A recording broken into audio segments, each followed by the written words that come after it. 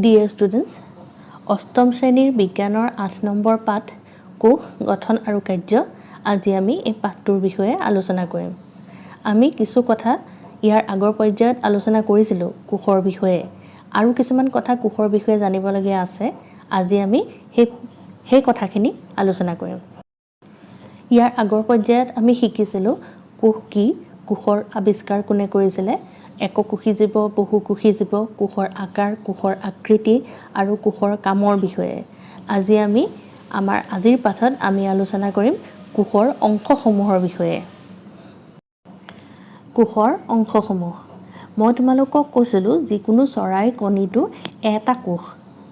আমি চকুৰে দেখা কোষটো হৈছে চৰাইৰ কণী। গতিকে আমি চৰাইৰ কণীটোৰ যদি উদাহৰণ লওঁ, চৰাইৰ কণী এটা ভাঙি দিলে তাত কি কি অংশ দেখিবলৈ পাওঁ আমি?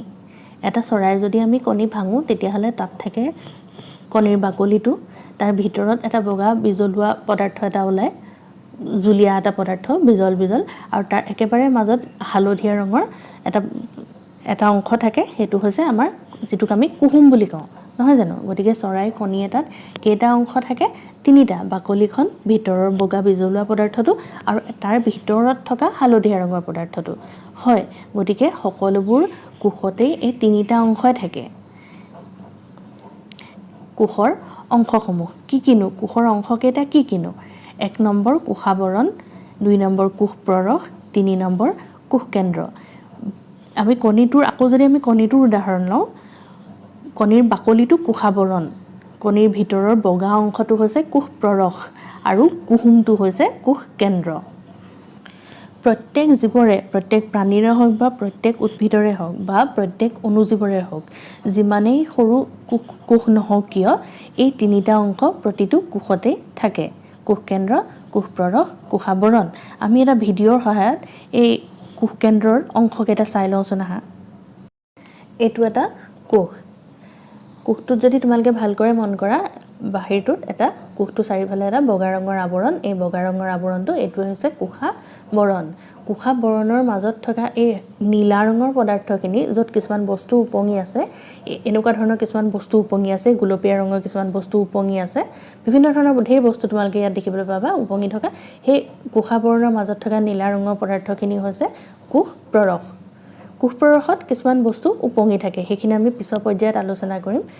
একেবাৰে কোষটোৰ মাজত এইটো হৈছে কোষ কেন্দ্ৰ, গোলাকাৰ, এইটো হৈছে কোষ কেন্দ্ৰ আৰু কোষ কেন্দ্ৰটোৰ মাজত এটা হালধীয়া ৰঙৰ অংশ তোমালোকে দেখিবলৈ পাইছা, সেইটো হৈছে অতি কোষ কেন্দ্ৰ। এই হালধীয়া ৰঙৰ এই অংশটো হৈছে অতি কোষ কেন্দ্ৰ।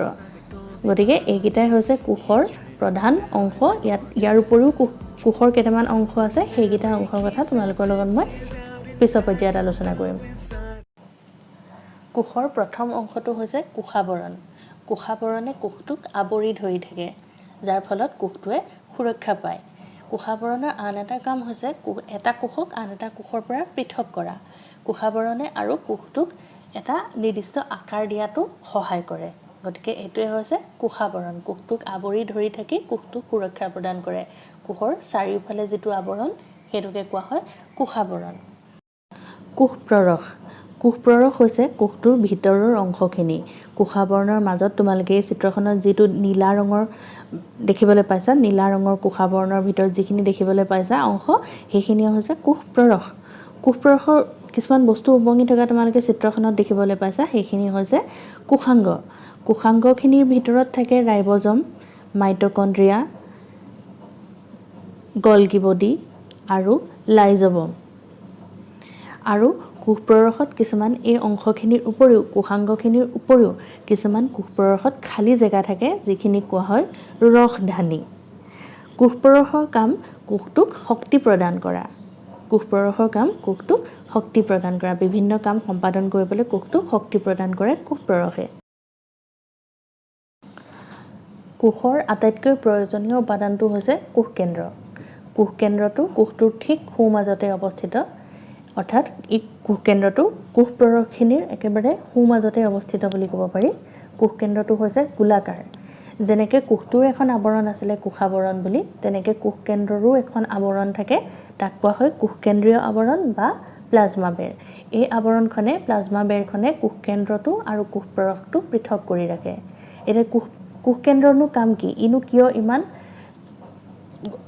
ইমান গুৰুত্বপূৰ্ণ কিয় কোষকেন্দ্ৰৰ অংশ হিচাপে কোষটোৰ অংশ হিচাপে কোষকেন্দ্ৰটো ইমান গুৰুত্বপূৰ্ণ কিয় কোষে কি কৰে কোষটোৰ বিভিন্ন ধৰণৰ কামবোৰ কোষকেন্দ্ৰই নিয়ন্ত্ৰণ কৰে তাৰোপৰি কোষকেন্দ্ৰটোৰ ভিতৰত থকা অতি কোষকেন্দ্ৰটো যেটো কোষকেন্দ্ৰৰ মাজত হালধীয়া অংশ তোমালোকে চিত্ৰখনত দেখিছা এই হালধীয়া অংশটো হৈছে অতি কোষকেন্দ্ৰত কিছুমান পকুৱা খুটাৰ দৰে কিছুমান অংশ দেখিবলৈ পোৱা যায় তাক কোৱা হয় ক্ৰোমোজম আৰু এই ক্ৰোমোজমৰ কাম কি ই জিন কঢ়িয়াই বংশানুক্ৰমে পোৱা গুণবোৰ পিতৃ-মাতৃৰ পৰা সন্তানলৈ স্থানান্তৰ কৰে অৰ্থাৎ আমি সকলোৱে জানো কিছুমান আমাৰ গাত গুণ থাকে যিবোৰ আমি আমাৰ মা-দেউতাৰ পৰা পাওঁ এই গুণবোৰ আমাৰ গালে মা-দেউতাৰ পৰা আমাৰ গালে কঢ়িয়াই অনা কামটো কৰে সেই ক্ৰোমোজম বিলাক পোৱা যায় অতি কোষকেন্দ্ৰত এই হালধীয়া অংশটোত পোৱা যায় আৰু অতি কোষকেন্দ্ৰটো থাকে কোষকেন্দ্ৰৰ একেবাৰে সোঁমাজতে গতিকে কোষকেন্দ্ৰৰ কাম এয়াই কোষৰ সকলোবোৰ কাম কোষকেন্দ্ৰই নিয়ন্ত্ৰণ কৰে আৰু পিতৃ-মাতৃৰ পৰা গুণ কঢ়িয়াই আনি সন্তানৰ গালৈ পিতৃ-মাতৃৰ পৰা গুণ কঢ়িয়াই অনাত সহায় কৰে মই তোমালোকক কৈছিলোঁ সকলো কোষৰে কোষকেন্দ্ৰত এখন আৱৰণ থাকে তাক কোৱা হয় কোষকেন্দ্ৰীয় আৱৰণ কিন্তু কিছুমান কোষৰ যেনে বেক্টেৰিয়া নীলসেউজ শেলাই তেনেকুৱা ধৰণৰ কোষবিলাকৰ কোষকেন্দ্ৰত কিন্তু সেই আৱৰণখন নাথাকে যিবোৰ কোষৰ কোষকেন্দ্ৰীয় আৱৰণ নাথাকে তেনেবোৰ কোষক কোৱা হয় প্ৰকোষকেন্দ্ৰীয় কোষ বা প্ৰকেৰিয়টিক কিন্তু যিবোৰ কোষৰ কোষকেন্দ্ৰীয় আৱৰণখন থাকে তেনেবোৰ কোষক কোৱা হয় সংকোষকেন্দ্ৰীয় কোষ বা ইউকেৰিয়টিক সকলো বহুকোষী জীৱয়ে সংকোষকেন্দ্ৰীয় বা ইউকেৰিয়টিক হয় সকলো বহুকোষী জীৱ এককোষী জীৱবোৰ সাধাৰণতে প্ৰকেৰিয়টিক হয়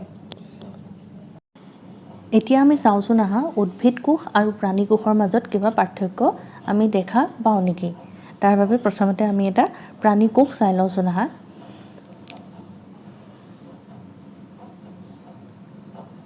এটো হৈছে এটা প্ৰাণী কোষ আমি ইতিমধ্যে আলোচনা কৰিলো প্ৰাণী কোষটোত কি থাকে প্ৰথমতে থাকে এখন কোষাবৰণ তাৰ ভিতৰত কোষ প্ৰৰক্ষিনী থাকে কোষ প্ৰৰক্ষিনীত কিছুমান খালি ঠাই থাকে যাক কোৱা হয় ৰসধানী আৰু তাত কিছুমান কোষাংগ থাকে যিবোৰ হৈছে মাইটোকন্ড্ৰিয়া ৰাইজোবম লাইজোবম গলগি বডি ইত্যাদি আৰু তাৰ মাজত একেবাৰে মাজত থাকে কোষকেন্দ্ৰটো আৰু কোষকেন্দ্ৰত এখন কোষকেন্দ্ৰীয় আৱৰণ থাকে এইটো হৈছে এটা প্ৰাণী কোষ এতিয়া আমি এটা উদ্ভিদ কোষ চাই লওঁচোন আহা এইটো হৈছে এটা উদ্ভিদ কোষ প্ৰাণী কোষটোৰে তোমালোকে যদি ভালকৈ মন কৰা প্ৰাণী কোষটোৰে উদ্ভিদ কোষটো একেই বাহিৰত কোষাবৰণখন আছে ভিতৰত কোষ প্ৰৰক্ষিনী আছে কোষ প্ৰৰক্ষৰ ভিতৰত কোষাংগখিনি আছে আৰু একেবাৰে সোমাজে গোলাকাৰ এইটো হৈছে কোষকেন্দ্ৰ নহয় জানো একেই কিন্তু উদ্ভিদ কোষত প্ৰাণী কোষতকৈ দুটামান অংশ বেছিকৈ আছে সেইকেইটা হৈছে কি প্ৰাণী কোষত কোষাবৰণখন আছে কিন্তু উদ্ভিদ কোষত কোষাবৰণৰ উপৰিও এখন কোষবেৰ আছে কাৰণ উদ্ভিদে লৰচৰ কৰিব নোৱাৰে আমি জানো সকলোৱে জানো উদ্ভিদে লৰচৰ কৰিব নোৱাৰে গতিকে উদ্ভিদক বিভিন্ন প্ৰাকৃতিক পৰিঘটনাৰ পৰা সুৰক্ষা প্ৰদানৰ বাবে যেনে বতাহ ধুমুহা বৰষুণ ইত্যাদিৰ পৰা উদ্ভিদ বাহিৰত থাকে আমি যেনেকৈ ঘৰৰ ভিতৰত বাস কৰোঁ উদ্ভিদ বাহিৰত বাস কৰে গতিকে উদ্ভিদক অধিক সুৰক্ষাৰ প্ৰয়োজন হয় আৰু যেহেতু উদ্ভিদে লৰচৰ কৰিব নোৱাৰে গতিকে উদ্ভিদ কোষক অধিক সুৰক্ষাৰ প্ৰয়োজন হয় তাৰ বাবে কি হয় কোষাবৰণৰ উপৰিও কোষবিলাকত আৰু এখন বেৰ আছে সেই বেৰখনক কোৱা হয় কোষবেৰ ইয়াৰ উপৰিও উদ্ভিদ কোষৰ কোষ পৰশত প্লাষ্টিড নামৰ এবিধ পদাৰ্থ থাকে ৰঙীন পদাৰ্থ প্লাষ্টিডটো হৈছে এবিধ ৰঙীন পদাৰ্থ আৰু বিভিন্ন ৰঙৰ হয় প্লাষ্টিড বিভিন্ন ৰঙৰ হয় তাৰ ভিতৰত ক্লৰোফিল নামৰ এবিধ সেউজীয়া ৰঙৰ পদাৰ্থ থাকে বাবে উদ্ভিদ কোষৰ ৰং সেউজীয়া হয় যাৰ ফলত সকলো উদ্ভিদৰে ৰং সেউজীয়া হয়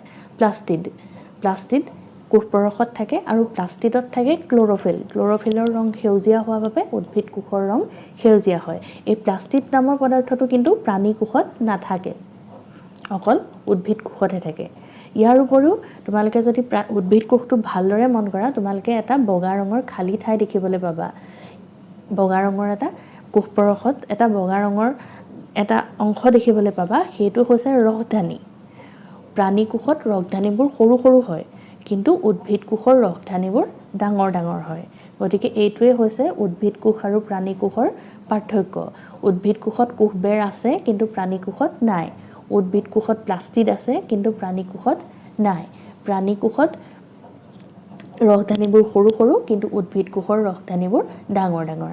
এয়াই হৈছে উদ্ভিদ কোষ আৰু প্ৰাণী কোষৰ পাৰ্থক্য। গতিকে আজি আমি এই পাঠটোৰ পৰা কি শিকিলোঁ? কোষৰ অংশসমূহ। কোষৰ প্ৰধান অংশ তিনিটা: কোষাৱৰণ, কোষ প্ৰৰখ, কোষ কেন্দ্ৰ। কোষৰ প্ৰথম অংশটো হৈছে কোষাৱৰণ, যি কোষটোক আৱৰি ধৰি থাকে, কোষটোক সুৰক্ষা প্ৰদান কৰে আৰু কোষটোক এটা নিৰ্দিষ্ট আকাৰ দিয়ে। দ্বিতীয় অংশটো হৈছে কোষ প্ৰৰখ। কোষাৱৰণৰ ভিতৰতে থকা যি জেলিৰ দৰে জলীয় পদাৰ্থ বিজল বিজল, সেইখিনি হৈছে কোষ প্ৰৰখ। কোষ প্ৰৰখৰ ভিতৰত কিছুমান খালী জেগা থাকে, সেইবিলাকক কোৱা হয় ৰসধানী, আৰু কোষ প্ৰৰখত কোষাংগবিলাক থাকে। কোষাংগবোৰ হৈছে গলগি বডি, ৰাইজ'বম, মাইটকণ্ড্ৰিয়া ইত্যাদি।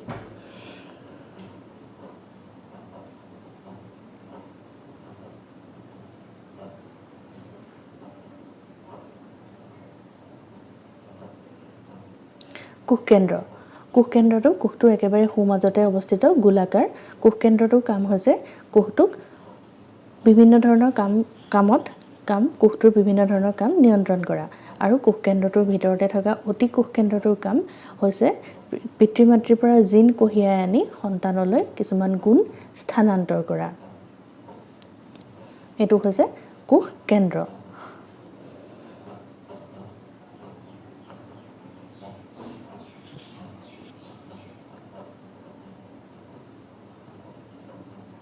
উদ্ভিদ কোষ আৰু প্ৰাণী কোষ।